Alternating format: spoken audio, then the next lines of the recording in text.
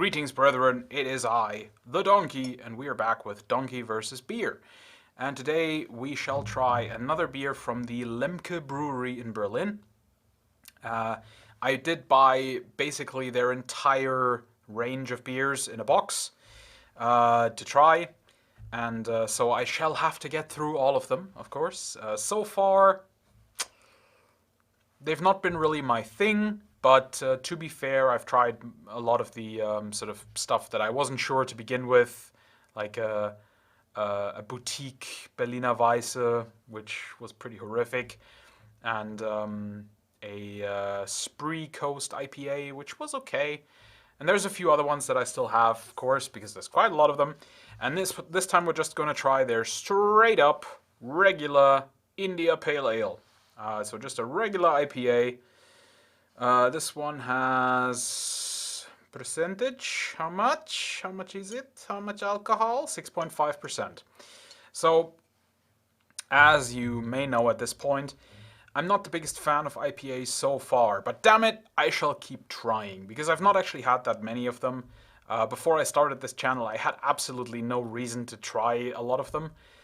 They aren't really that much of a thing here yet. There aren't a lot of craft breweries in Germany, and the IPAs that you can get here are usually really expensive. And since I didn't like the first 4 or so that I tried before I started this channel, I just really didn't want to try too many more. But I shall keep trying them now because I have a reason to, and hopefully at some point I'll find one that I actually really like. So far we're not very lucky.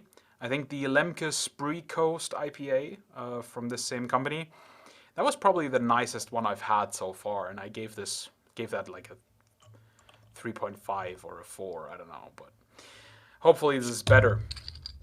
But who knows? We shall see. Let's have that pour.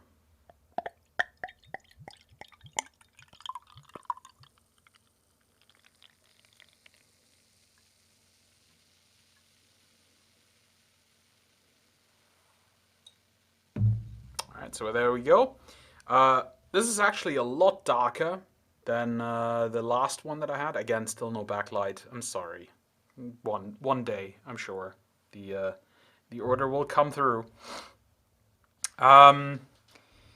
Yeah, smell-wise. Very much an IPA smell. As standard as it gets, really, for that kind of thing. Or as much as I remember of it. It's not quite as citrusy as as they have been in the past. So I don't know if that's a good thing. We'll see, I suppose. I'll just dive straight in and have a go.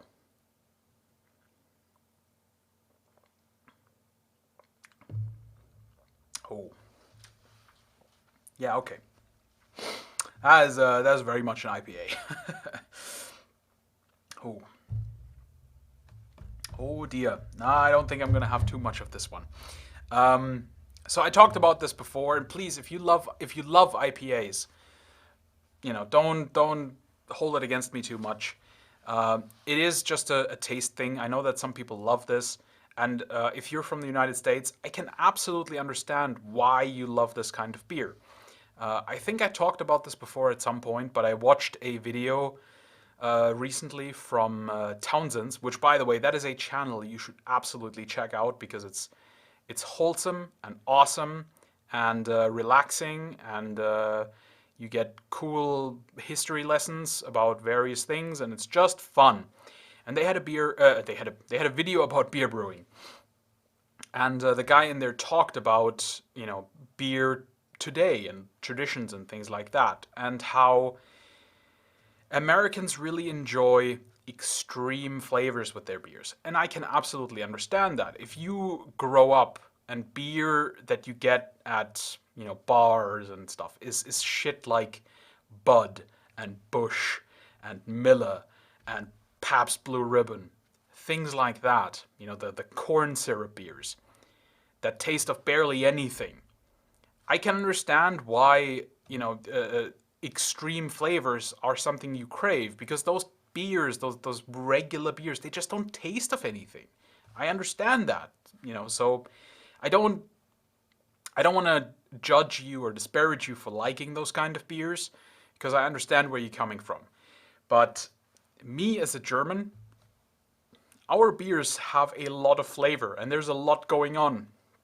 And there's all sorts of different ones and different kinds and different ways of brewing them. And there's a lot of tradition going on. And we don't really have that many of those watered down beers. Those are considered like hobo beers. You know, that they're really, really cheap, and any self-respecting beer drinker doesn't buy those. So the same culture really doesn't exist because our regular beers just taste of something. We don't need those extremes. And those extremes are more of a craft beer thing where you try to really appreciate something. Again, I totally understand. It's just that it's not really for me. It's not really something that I appreciate that much. So I guess the reason I enjoyed the Spree Coast IPA so much is because that happened to be a little bit more fruity, a little bit less extreme on that bitterness that IPAs have. And this, very much like the IPAs I tried before I started this channel, it is very, very heavy on the bitterness. There are some of those fruity, citrusy aspects to it, but they're just not strong enough to really balance out the extreme bitterness of it. And I've said this also before on this channel, my favorite beers are pale lagers and Märzen and Zwickel, because they're all very rounded beers. They're very, they don't go into any extremes too much. They're very fresh, very drinkable. You can just have them at any time. And that's what I enjoy about them. I do also enjoy beers that go into some extremes, but they tend to be more bready ales, dark beers or strong beers, stuff like that. And this particular kind of extreme just doesn't really appeal to me yet. Again, I keep trying them. I keep hoping that there comes a time when I have an IPA that I really, really like. But this just doesn't quite do it for me.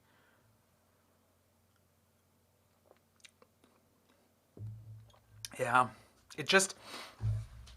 the thing is also, of course, that when it comes to other alcohol, which is something I don't really talk about here, I like things such as rum and tequila and very baseline whiskey. I like something like Jameson or Crown Royal. For you whiskey drinkers, you'll realize.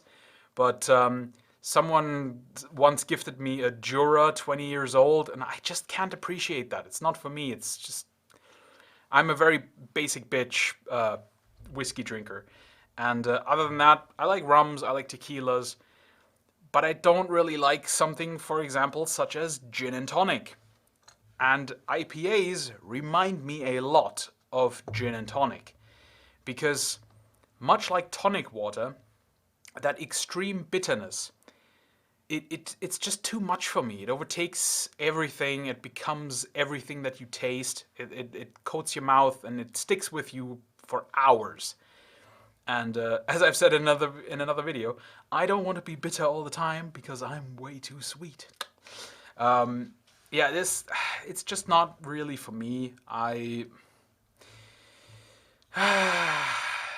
And this is a shame because, again, I'm not much of an IPA drinker, so I don't know what someone who loves IPAs would say about this. I preferred the other one, the Spree Coast IPA, or Spree Coast IPA. I think that one is a bit more palatable for someone like me. This one I'm definitely not going to finish because, again, it's just not something that I enjoy.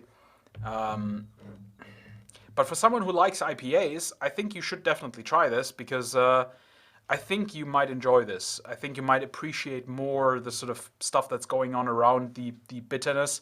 It's just, for me, all I get is the bitterness. So it kind of invalidates anything else that might be going on with it. Yeah, so for me, I'm really sorry, but I can't give this more than a 2 out of 10. I don't really want to drink this. I don't think I would ever get another one of these. I can't see myself doing that. so I can't rate it higher. But that is purely based on me not being an IPA fan. If you are a fan of IPAs, I think you might actually enjoy this sort of German version of an IPA. Anyway, I hope you enjoyed this video despite me not really liking the beer. But please do have a lovely evening and join me on another day for another beer. Take care, guys.